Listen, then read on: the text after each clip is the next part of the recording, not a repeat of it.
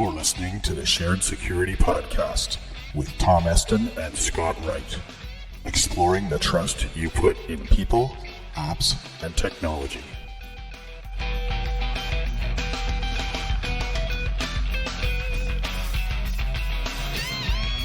Brought to you by Scott Wright, the Streetwise Security Coach, and Tom Eston, penetration tester and ethical hacker. We bring you stories, advice, and tips to help you make better risk decisions because nobody else can make them for you.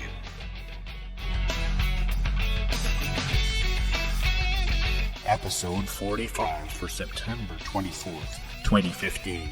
Spotify's privacy policy, or please ask every contact on your phone if they will let you share their info with Spotify.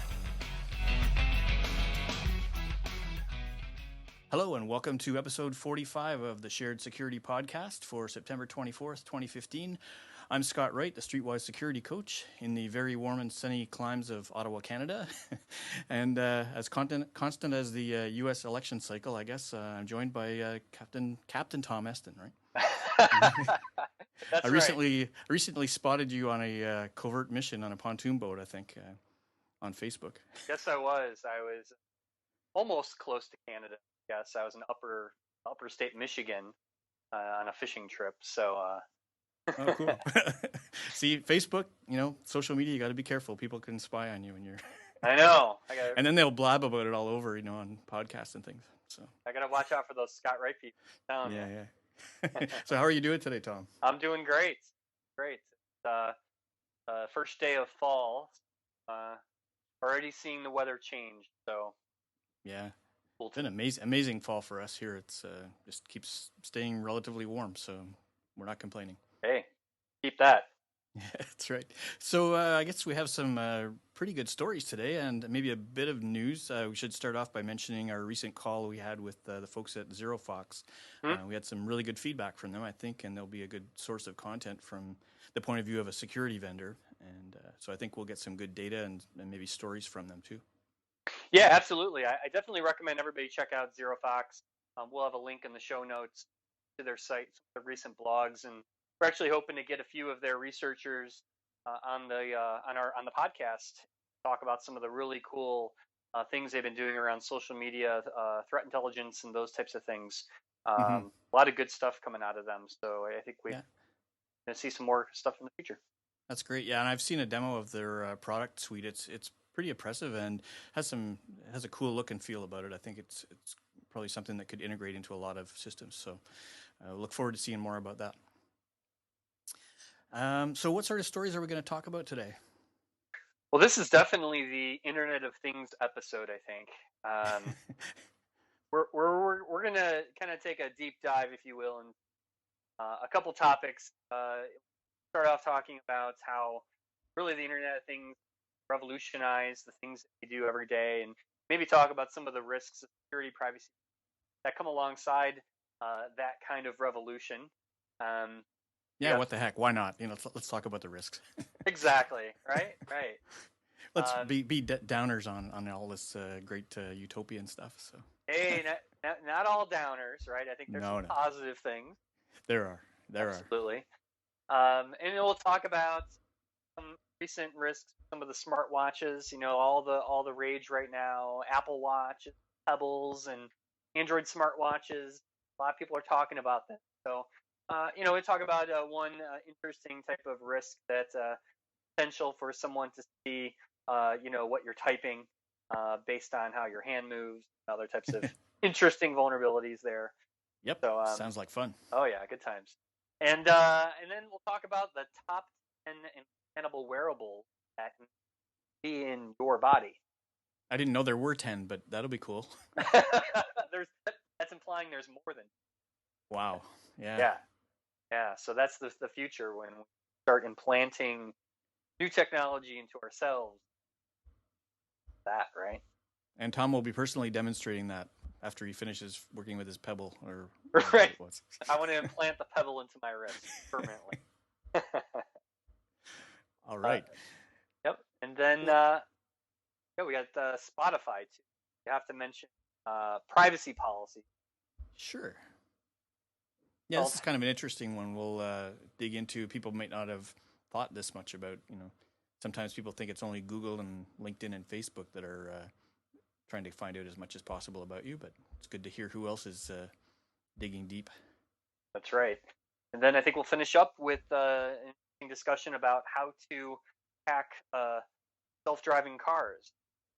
Of the interesting research that's come out. Of course, we all know about the Jeep Cherokee story of this summer, but there's now other ways that people are looking at hacking self-driving cars. So we will. If you didn't get enough of that already, yeah. That's right. Well, it's actually hacking previously was just regular cars. Now Correct. It's self-driving cars, so that's a whole new dimension. So. Right. All right. Well, let's dig in and see what we can learn about these Internet of Things. Yeah.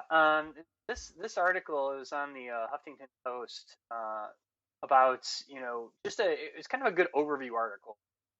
Just taking a look at the whole landscape of as they abbreviated IoT, right? Internet of Things. Yeah. Which is one of the themes I think for the podcast that we wanted to cover, because it's really being talked about a lot. And I found it interesting that it's kind of like any new technology. All these different companies out there, they all don't work together. They all have their own way of doing things. And one of the challenges is all these different products that don't talk to each other, right? And when they don't talk to each other, they all then have their own individual security and privacy issues that you have to address with that single device. But we're not talking about, okay, so let's just say there's a security issue with one type of smartwatch. Does that apply to all smartwatches? Mm-hmm. Is that the same, because the technology is so new, there isn't any regulation, there's no standards on how communicate or how even security is applied. It's really just the Wild West right now. Yep. Yeah. In terms And of tech. it's understandable. People may have heard me talk about this before, but one of the reasons that I get asked about why new technologies are still so insecure, we learned anything, we can't build stuff from scratch that, works together securely. But when technology gets built, the developers initially don't really know whether their product is going to take off or not. So why should they spend, a third of their development funds on making things secure when it may not ever actually get used? So they intend to fix it later. But we know where that kind of a philosophy tends to take people, and it always ends up the same way. So we can see, in the future when these guys realize, oh, gee, I do need to talk to that other device now, and I do have to find a way to interoperate with it. The way that they find to do it will not always be very secure, because everything else has been built on a kind of unsecure platform. So it's not going to be too surprising that there will be vulnerabilities when these things really start connecting to stuff. Right. And I think they used an example of a centralized data system, like industry, like power plants and water system, things like that. That it'd be great to have one centralized platform to control all of this stuff. And I kind of look at that as, wow, yeah, one central system to hack and now control everything, right? So we're not. Yeah. Where this technology enables us, they want us all, everything to come together, and that's really another risk, right? Yeah, and it's a real dilemma, really, from any technology point of view. If you're deploying security in an enterprise, right, you want things to be centralized so that you can control everything consistently, and that kind of improves security. But it does put all your eggs in one basket, so you have to balance those things, in any situation where you're talking about centralizing versus decentralizing. Yep. Yeah, so definitely give that article a read. I think our audience will find it interesting, and it'll make you think. Yep, that's right. And I wrote a little bit of a commentary on it too that we'll have on the show notes, just regarding how much automation do we really need, and are we just getting too lazy? Right. So yeah, that'll be open to anybody's comments, of course, feedback. So cool. Well, that is a good starting point for today's episode. And so what's next? Yeah, what do you think, Scott? Do you think people will be able to hack you, figure out your movements and things through your smartwatch? If I had one, yeah, they might. But well, yeah, this is kind of something I've noticed happens every once in a while. We get articles about projects that scientists are working on to demonstrate, how they can capture keystrokes or movements of people using vibrations or light rays or electromagnetic variation of some kind or another.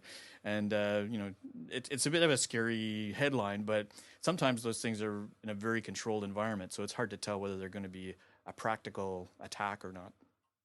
Yeah, and this particular research that these guys at of course PhD candidates were able to put together, with a malicious application on your phone. So the way that most smartwatches work these days is, you have information on your phone, you have technology that tracks your movement, and for heart rate monitors and all these other things, that information goes to your mobile phone over Bluetooth.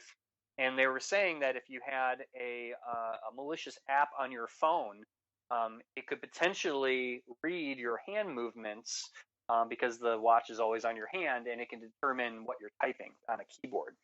Based on the movements of the watch, is that the idea? Exactly. Yeah. Yep. Attached to your arm. And so they did some research around that. It was interesting, pretty accurate actually, how they could, what you type really is based on your movements and of a standard keyboard, right? Where you Right. place your fingers and things Even like that's that. a good question. How many people actually type on standard keyboards anymore, right? I mean, you're on tablets, you're on Right. smartphones, and yeah, it's interesting. Yeah. So it's interesting, and just kind of again making you think of ways that potentially malicious people could gather information about you, and what you type and what you say. We Yeah. talked about the smart TV, right? Listening in on your conversation. Yep. Yeah. And not that we want to be overly paranoid about it, but I think this kind of an attack is probably something that would appear more likely in a targeted attack where somebody really wants information about you because of what you know or who you're connected to. So, when you're in a situation where you have access to sensitive resources or people, you probably want to steer clear of, a lot of wireless automation technologies just because of this kind of attack possibility. Yep. Absolutely. Uh, Another thing to think about. Otherwise, if you're not a big target, most people don't think they are, but for the average Joe, I don't think this is likely to be a big problem immediately anyway. Right. Yeah, and I think the smartwatches right now, I think they're becoming more popular. I know, just I've seen more family and friends that are buying the Fitbits and Apple Watches like that, and I think next year is going to be a tipping point, perhaps for Ooh, a that. prediction from Tom. It Let's write is. that down. Yes, write that down. That is my prediction. But I think we're really going to see that technology take off. I know it's still too close to tell, right? But just the type of devices. I know Pebble just released a new watch just yesterday to compete with Apple and some of the things Samsung and the Android side are releasing. So when you start seeing, usually when Apple enters the market for anything, it's interesting to see this. That's what happened when the iPhone was. All of a sudden now everybody's like on the mobile bandwagon. The Apple Watch, while a lot of skeptical, I think we, especially with iOS 9, other things coming out, I think it is a contender now. I think yeah. it's going to I become guess popular. there's the caveat that it wasn't brought out on Steve Jobs' watch. Pardon the pun, but Good pun there. Too hard to back out of that one. Yeah. So, but yeah, it's definitely. I think it makes sense. I mean, the watches. At least we old fogies are used to wearing watches. Most of our kids, I don't think, wear them anymore. No. But so it will be an interesting battle. Mm-hmm. Awesome. So let's go from wearable to implantable. Yeah. This is interesting. I really was fascinated by this article. So kind of piecing together what they call, wrote this. It's a site called Where the Future Begins. Top 10 implantable wearables soon to be in your body. And I kind of went through some of these, and I thought I could, especially like the implantable smartphone. I don't know how implantable you could put an iPhone inside your body. But a lot of this technology isn't too far off, and some of it makes sense, especially from a medical. Yeah, I agree. The pills that can, you swallow them and they talk back to your doctor or app or something like that to assist in some type of medical procedure. For monitoring or even Sure. dispensing some kind of drugs. Sure, exactly. But where it starts getting a little creepier is, and this is not news, right? We've had implantable RFID tags for some time now, that we've had people implanting themselves, and they think it's really cool, and it's kind of, we're on that cusp again of this going to be a moral dilemma soon, where the technology is asking us, it's better if you just do it yourself and you don't have to worry about it anymore. Yeah, or if laws even start to demand it, that's going to be kind of scary too. Yeah, there was a movie about that. Several movies, I think, in the I'm past. sure, yeah. So this is kind of the reality. I'm not going to predict anything, but in the next couple of years, 2 predictions in one show, that's too much. Yeah, that's too much. I'm not going to. But we'll see. We'll see what happens. What are your thoughts? Well, I think, as you said, some of these things seem a little strange to me. I can't imagine wanting to put a phone inside, my skin or whatever. But definitely, the medical applications are definitely, possible. I think in the near future, and probably for the most part, a positive thing. I think probably the scariest thing in the long run is around the areas of security and privacy for things like. If you've got these devices and they can be hijacked by attackers, for example, even the medical stuff, it's a good idea, but if you haven't secured it properly, it could literally be fatal in some cases to get hacked on these devices or these implantables or consumable bio whatever. And you have to then worry about, the trackability of the devices that are inside you. And, these days, you watch on the TV shows and people are being tracked on their smartphones, so they take the battery out and do what they want to do, so they can't be tracked. Well, how do you do that if it's implanted to you? Right. So that kind of stuff is something people really should be thinking about, I think. Yeah, there's actually a really good show on Netflix. If anybody's interested in checking it out, it's called Continuum. Oh, really? Okay. Yeah, it's a science fiction show that it kind of talks about one of the themes is implantable, a health tracking device, right, that can predict, if somebody's going to get cancer or give you some type of treatment, all through this device that's attached to you. It's kind of more of a time travel show, but there's a lot of talk about that. I just find it fascinating. Science fiction kind of reality, right? Even in a small form right now, but just imagine 10 years from now. It's interesting. Yeah, we'll probably seem like very conservative predictors on at that time. Oh yeah, got a lot worse. That's right. Right. Yeah. Excellent. Okay. And let's see, what else do we have to talk about here? Oh, Spotify. Yeah, privacy. We've mentioned privacy policies, but I thought this was a little out there. Yeah, it's. I mean, what we're getting at is Spotify's privacy policy was actually published in an article by Wired with some highlights that when people don't read the fine print, you sort of assume that maybe they're collecting stuff and using it in ways that aren't exactly required, but maybe not dangerous. But when you start to look at the fine print in this stuff, it looks really questionable. Actually, I think the article said ridiculous. Yeah. was at one point. So the one that I sort of keyed in on was the fact that they are basically kind of assuming or implying that you should get everybody's permission of all the contacts on your phone to share your information with Spotify, and if you don't really do that, you're implicitly agreeing to the fact that you have done that. And in some states, I think it's probably illegal, or maybe other countries, to divulge people's personal information who might be in your contact list without their permission. So yeah, that's kind of a little bit out there, as I would say. Yeah, it's I've never seen a privacy policy worded that way. Like, well, we expect you to go do this, and that is ridiculous, as they say. I also thought it was interesting too that flat out say that we're going to collect all the data off your phone from sensors, how fast you're walking, when you're walking, where are you going, all those things. And again, because they have a new part of Spotify called Spotify Running, will apparently, auto change songs like that based on your running habits. But Mm-hmm. again, like, well, what else are you going to do with that data? How are you Yeah. storing it? There's no information about And that. why do you need it?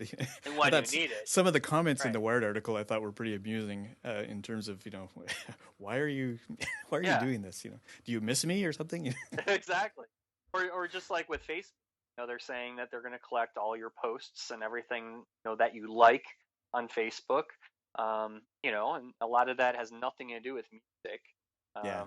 It's And the they bottom have line was yeah. if you don't agree to it, you I guess shouldn't use the product. And they kind of come out and say that. Yeah, that was quoted. If you don't agree with any of this, don't use the service. And as we've talked about on the show before with media, it's the same thing. It's I love how people post things on Facebook about by law this information belongs to me, not to Facebook, and I hereby post this on my wall. Have you seen those, Scott? No, I can imagine, but yeah, no. We'll have to post one maybe in the show notes. I'll screenshot. So they think that actually does something for them, or It's basically saying that Facebook is not allowed to collect any data from their Facebook profile or anything that they post, and you just can't do that because you've agreed to the terms of service that Facebook has outlined. That by using the service, you give them your data. So by putting a disclosure on your own Facebook page that says Facebook, you're not allowed to collect my data, is kind of like, well, wait a minute, you're yeah, using the service that you agreed to, yes. makes your claims null and void. So It's kind of like the footer on your email message that says this message has been scanned and certified to be free of right, viruses. Yes. right. So if you really have a problem with Facebook data, you just don't Facebook. That's Yep. that's it.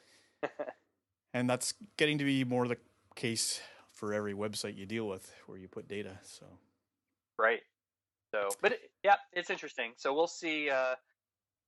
Other types of services. I'm curious to know if like Pandora is a competitor to Spotify. If they're, I saw somebody post something saying you should use Pandora if you don't like this policy. So they seem to think that it's better. So. Yeah, interesting. Anyways, good. So what about self-driving cars? The self-driving cars, yes. Yeah, well, I actually am kind of excited about it cautiously, but because I really think there's a lot of opportunity to improve safety in automating vehicles, and probably environmentally there are benefits as well if you can have optimal acceleration and Yep. routing of your traffic. You can probably save a lot of greenhouse gases or electricity. So I think there are a lot of benefits, but there are definitely going to be some risks from the point of view of how these cars navigate and what decisions they're allowed to make. I agree. I'm with you. I think it's definitely good for safety in terms of drunk driving and other things. Definitely a benefit to society, but as this article points out, the laser pointer, you can mess with the guidance system of these cars. You can cause accidents, where I think this article kind of even goes a bit further into terrorism, right? If a hacker could control all the cars, like in London, right, at the same time, cause some type of terror event, or auto drive these cars bad things. Yeah, I think yeah, go ahead. Sorry. Oh, I was gonna say there is that risk. Yeah, I was just from the article and from this particular type of vulnerability, it's pretty clear that I wouldn't necessarily call it a hack as much as interfering maybe with the sensors a bit. But the worst I think you could do with the light or the laser pointer is trick the car into thinking that there's an obstacle where there isn't. And so basically you're causing it to stop or avoid a particular location. So presumably as long as it's able to act on its other sensors, it's not going to run into anything accidentally or maliciously. But it's just an example, right, of how the technologies have to be tested for cases that are not expected. As any good software applications should be these days, you have to test for the malicious aspects of it that where things aren't being used the way they should be.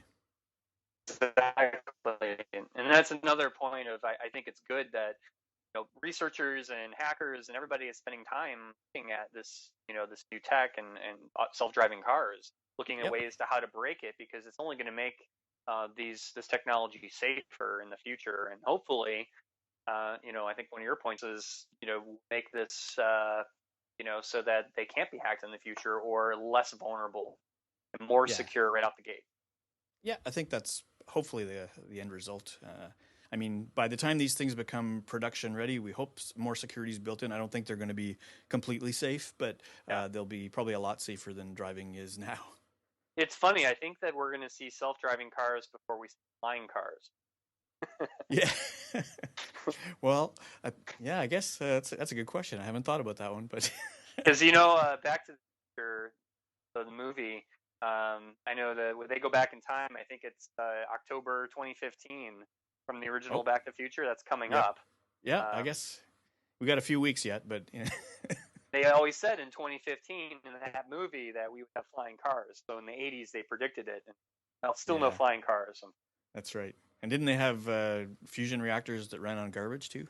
Yes, that's right. Right. We're not there yet. Wait for that one. Yeah, I know. Oh, well. So, anything else we can say about self-driving cars? No, I think we covered that one. Yeah. Good. Well, that's the end of our list of stories for today. So, good discussion. I think some good topics. Hopefully, we'll get some feedback from people, and we can enjoy your commentary. Any other news or current events you'd like to talk about, Tom?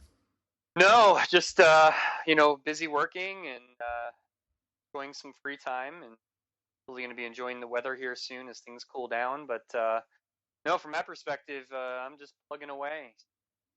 Pretty quiet. You're not doing any presentations or speaking engagements? Yeah, I've been busy with my new job, and no, not really till next year. I do have one presentation I'll be giving to a local security conference here in Cleveland next month, end of next month. Mm-hmm. Really just about managing security teams. It's going to be interesting, a little different for me than pure technology and hacking. But that's my other. But it's important. It's a really important topic. So. Yep, it is, and that's my day job, manager. Which is probably the most challenging job I think I've ever had. Oh, cool. Well, I'm sure you're doing a great job at it. Thank you. Yeah. So I was leading you into this so that I could have a little bit of a spotlight here, because I actually am speaking next week at B-Sides Ottawa. So awesome. The first time I've spoken at B-Sides, but cool. It's going to be exciting. I like the B-Sides format. It's a free conference, fully sponsor driven, right? So I mean, you see lots of logos and swags given away and stuff. But I think generally it's nice because it's a local flavor, right? You get a lot of representation from local companies and talent and schools, so it's a great networking place. And I'm going to be talking actually about the Honey Stick project. Oh, cool! Past and future. So a little bit of a teaser there that I might actually be working on some fun new stuff on the Honey Stick project. So awesome! I'll be talking about that October 2nd here in Ottawa. Cool. Yeah, I'd like to hear maybe on the next podcast you can recap of the cool stuff you're doing with that. I will. Excellent. Okay, so I guess that wraps up our content and discussions. And how can people reach us if they want to make a comment? We have multiple ways that you can reach us. You can send us an email at feedback@sharedsecurity.net. You can also go to our website, sharedsecurity.net, a contact us page near the bottom. We're also on Twitter and Facebook at SharedSec on Twitter, and if you just type Shared Security Podcast in the search bar in Facebook, our Facebook. Excellent. And if you have an implanted phone in your skin, you can also call us at 613-693-0997. You can do that with any phone, actually. It doesn't have to be implanted. That's right. Excellent. Well, thanks very much for bringing those stories to us, Tom, and it's always a fun time. And look forward to doing this again very soon. Thanks for listening. Take care. Bye-bye.